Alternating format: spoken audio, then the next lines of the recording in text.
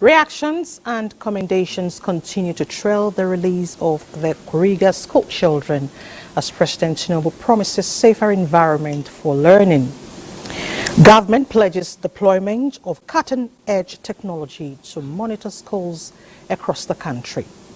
Plus analysis on Nigeria's output at the just concluded 2023 African Games. These and more on Panorama today, reaching you live from Abuja. I'm Elizabeth Omori. We'll be right back.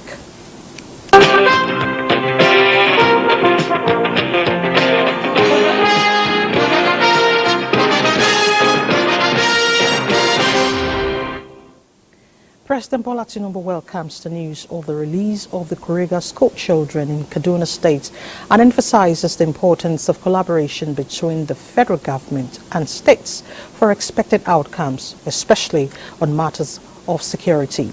The President, in a statement, commends the National Security Advisor, security agencies and the Kaduna State government for the dispatch and diligence with which they handled this situation, noting that urgency, meticulous attention and tireless dedication are critical to optimal outcome in cases of mass abductions. President Tinubu also welcomes the release of pupils of a Sangaya school in Sokoto State, commending all the parties to the feat for the valiant efforts. The President assures Nigerians that his administration is deploying detailed strategies to ensure that our schools remain safe sanctuaries of learning, not places for wanton abductions. And joining us live is Umar Ajenge in Kaduna, who will give us an update on the children. Umar, thank you for joining us on Panorama. Good afternoon, Elizabeth. Thank you for joining me here. Thank you. So, what's the latest concerning the children? Well, Elizabeth, it is a cheering news indeed. Since yesterday, the people of Kaduna State, the Kaduna State government, as well as the parents of these victims, are very, very excited. They were happy with the effort of the security agencies, the state government, as well as the president. I wish you are in Kaduna to see how excited the parents were. I was opportune yesterday to meet one of the father who his daughter was among the released students of Kuriga. You could see how excited he was. They were all here at the government house yesterday waiting for them to be reunited with their children. But suddenly the state government decided to take them to a medical facility for a thorough medical checkup, for them to be mentally and physically fit, for them to be in the public because of some of the trauma, their condition, and of course their experience. You know, they've been with these bandits for more than 2 weeks now. As it is, any moment from now, I'm right here at the government house. Behind me, you can see the door to the chamber. There are some stakeholders there in the chamber, the pressmen, the journalists. We are all waiting for the arrival of these children that the military yesterday have promised to hand them over to the Kaduna State government this afternoon. This is what we're waiting for. On the medical checks, when will medical checkup begin for the children?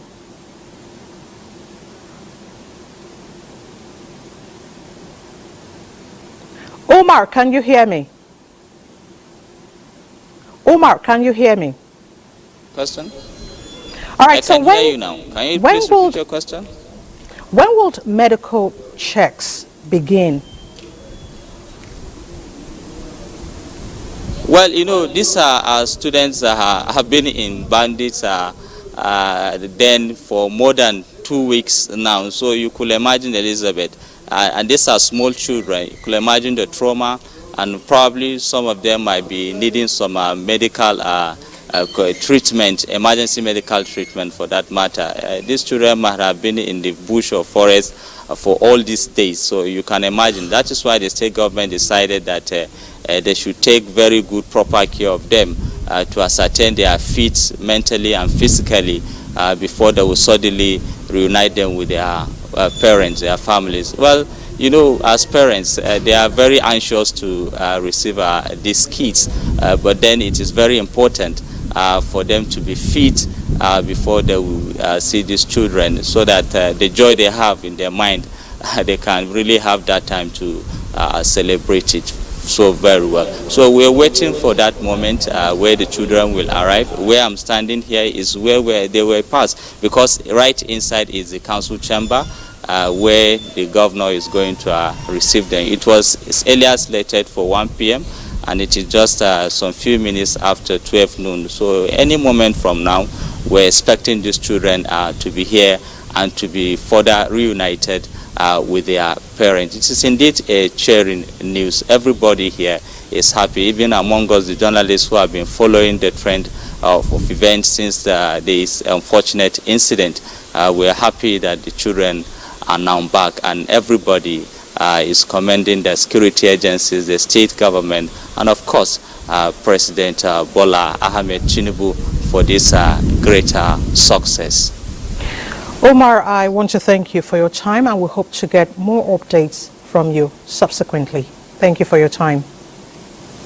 By God's grace, we'll keep you updated as soon as they arrive here. Thank you.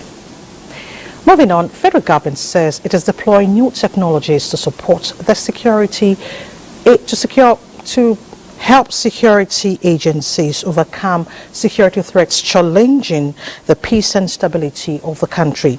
Minister of Defense Mohammed Badr Abubakar disclosed this during an operational visit to 3 military formations in Kano State.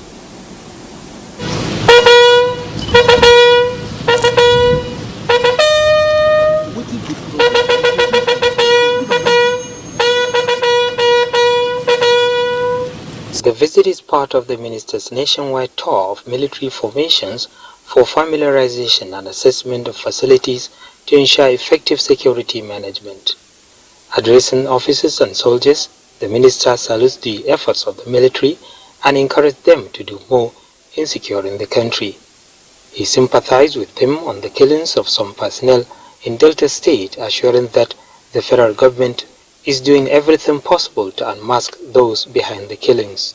To find out what are the issues, what are the challenges, and see how best we can deal with the situation. We are deploying serious technology to make sure that we support our armed forces. Continue to be vigilant, to continue to be proactive, to continue to block areas for possible infiltration of bandits and terrorists. And that is what they have been doing. We will charge them to do more. He further assured them of President Tinubu's commitment to improving their welfare. 1,000 underage orphans from the 17 local government areas of Yobe State have been supported with 50,000 naira each as an initiative of the state government aimed at giving orphans a sense of belonging, especially during festivities. The governor of the state, Maimala Boni, says the state government places high premium on the welfare of orphans for their lives to be normal and dignified. Yunusa Suleiman reports. It appears that providing support in cash and in kind to orphans and most vulnerable persons by Yobe State government has become a recurring decimal in recent years, as evident in this presentation of 50,000 naira performed by Governor Buni to 1,000 orphans from the 70 local government areas of the state. The gesture, the governor explains that it promotes mutual respect, love, and above all attracts Allah's pleasure in the society. It is important to note that this administration is very sensitive to the welfare of orphans in the state, for them to live a normal and dignified life.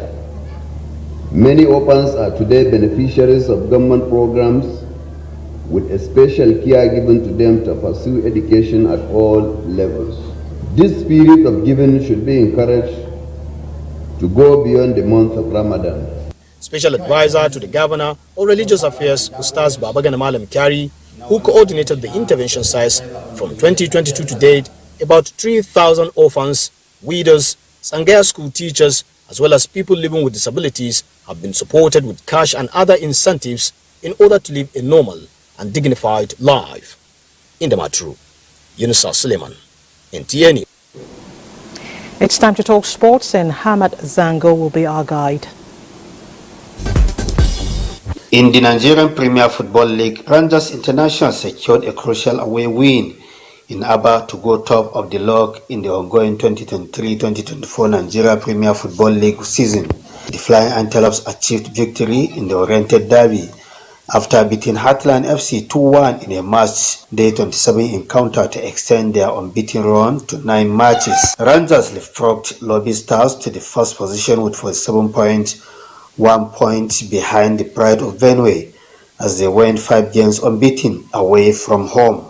Struggling Aqua United were the biggest winners of the match, week after defeating Plateau United 2-1 in Jos. In Lafia, Bayelsa United held Yobe Stars to a 1-1 draw, while Katsina United were 2-1 victorious over Abia Warriors. Kwara United got the better of Eimba FC 2-1 in Ilorin, while Remo Stars beat Bendel Insurance 2-0. Meanwhile, Minister of Sport Development Senator Jen Eno says Nigeria will work out a sustainable package of incentives that will continue to put the welfare condition of sportsmen and women at the forefront. He stated this while welcoming the Nigerian contingent who fiercely contested for honors in 29 sporting activities at the 13th African Games in Ghana. The 13th African Games in Ghana has come to an end as Egypt emerged winners of the event with 187 medals, 99 gold, 46 silver and 42 bronze.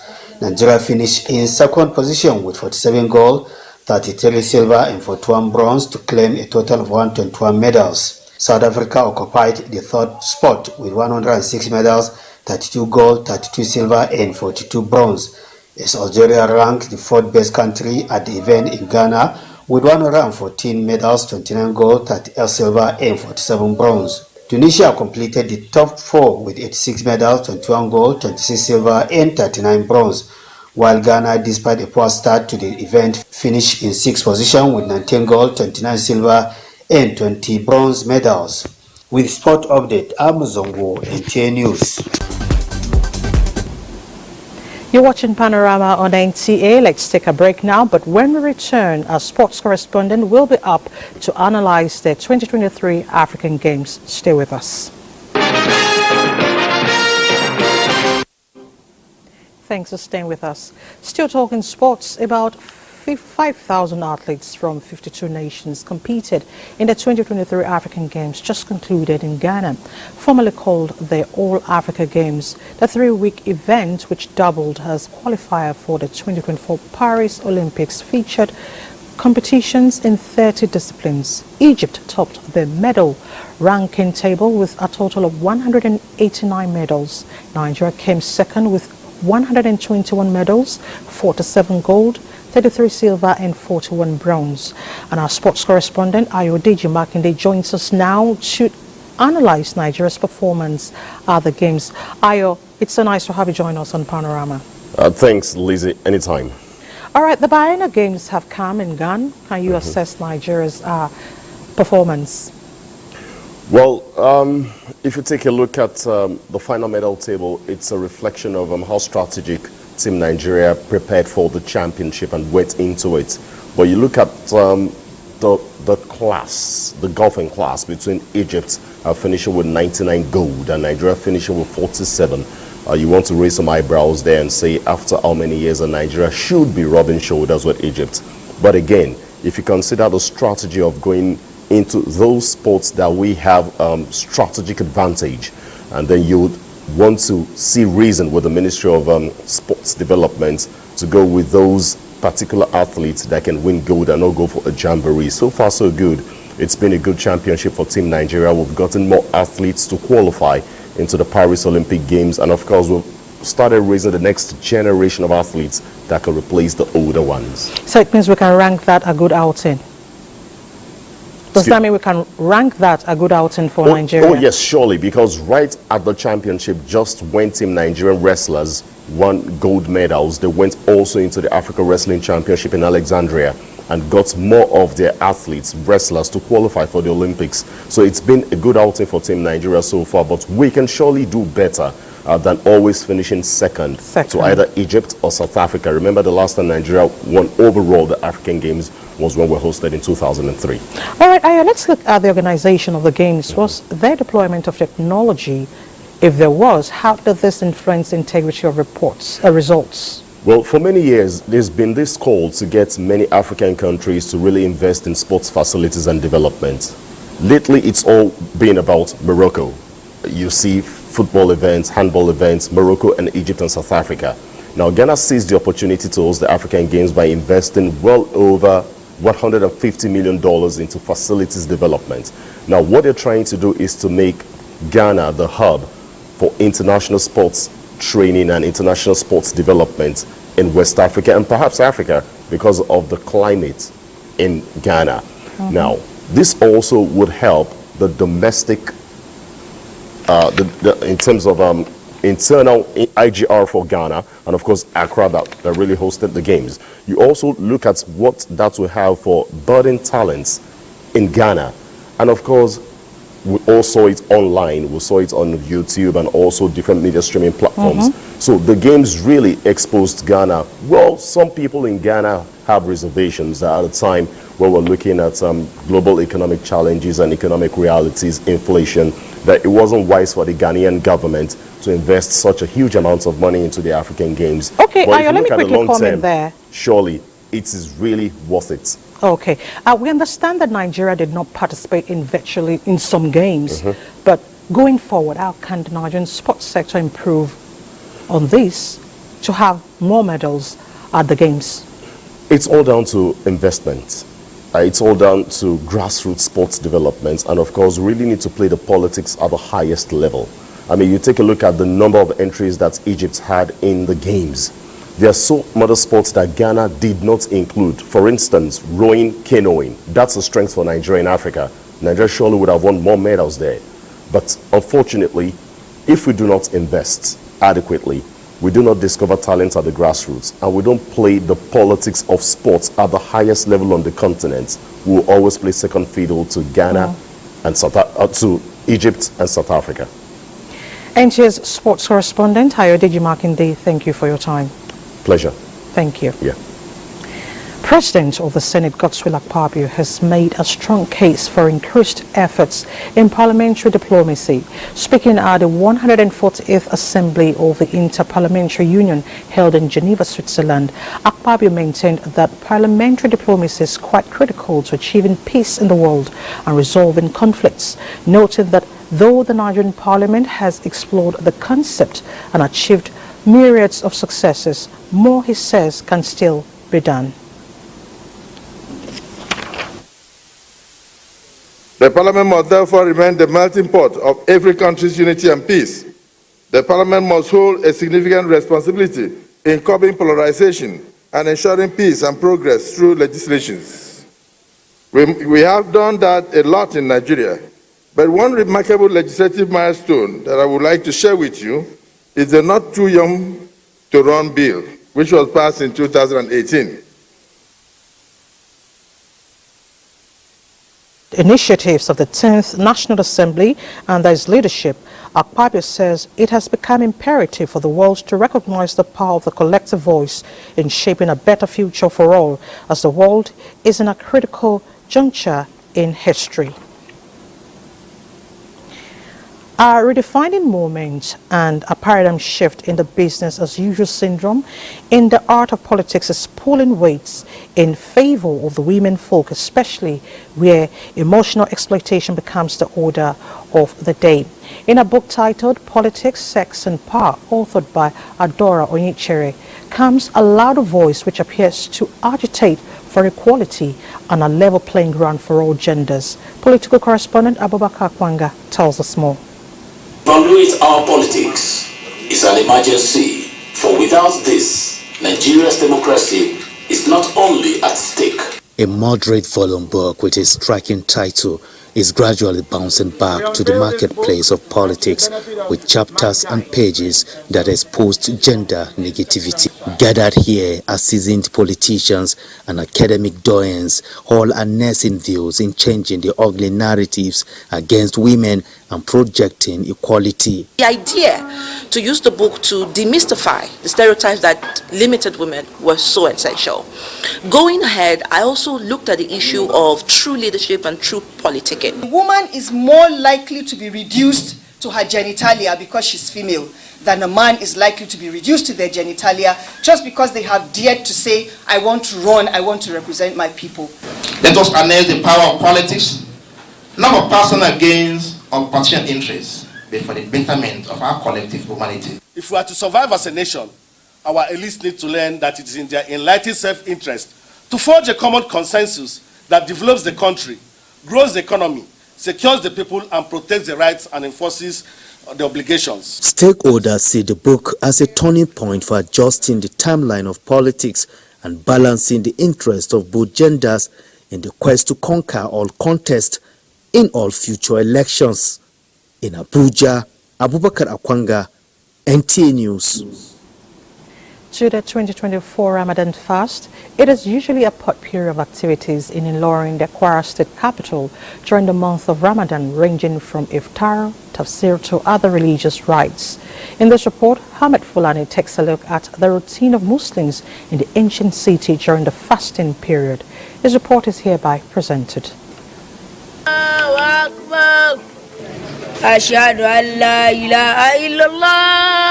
Building of mud mosques by little children within the metropolis is an age-long practice that affords them the opportunity to observe their prayers separately from the adults and inculcate the habit of praying regularly. These little children do not stop at this. They make it a point of duty to move from house to house in the midnight to wake people up, especially women who have to prepare maize for sahur. This they do in an entertaining manner. We want to make money to buy things for ourselves. We contribute money together, all of us. Last year, we get 22,000. Some others decide to play street football under the street lights to entertain themselves. When the day breaks, spiritual activities such as reading of the Holy Quran by individuals and attending tafsir or other Islamic lectures characterize daily lives of fasting persons. Because of the high reward associated with Ramadan and due to the current economic challenges in the country, some well-to-do individuals finance cooking of iftar for the vulnerables and other less privileged people in their surroundings throughout the month of Ramadan. A servant of Allah brought these food items to be cooking for people, irrespective of their religions. And when it is time to break fast, with calls to Maghrib prayer, the women who have been in the kitchen since 4 p.m. dish out food for members of their family. For Hajia Kafayat Abdurazak, a nurse with one of the state's hospitals, said she derives joy in preparing iftar and sahur for members of her family despite working daily as a health officer. The anticipation of reward from Allah is her motivation. Sometimes it's always stressful for a woman during the month of Ramadan, but to God be the glory, we're able to manage ourselves in the house. It's a different thing cooking, and it's a different thing we were to worship.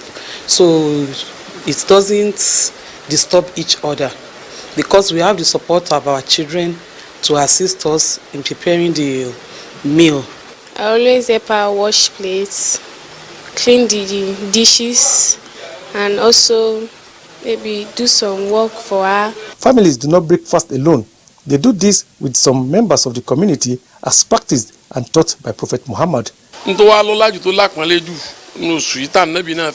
most rewarding act in this month is to break fast together because it breeds love, and we teach our children how to be magnanimous as well.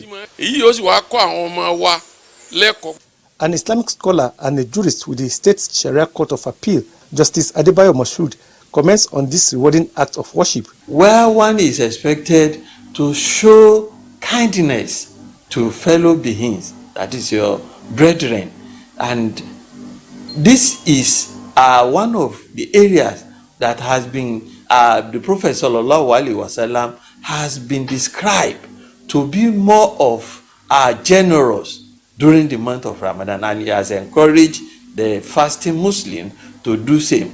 There is no gainsaying that the Islamic faithful residents in Ilorin are always looking forward to the month of Ramadan because of the numerous benefits embedded in the holy month. Thank you, Ahmad, and may Allah receive our worship. That's Panorama this afternoon. Thank you for watching. Good afternoon.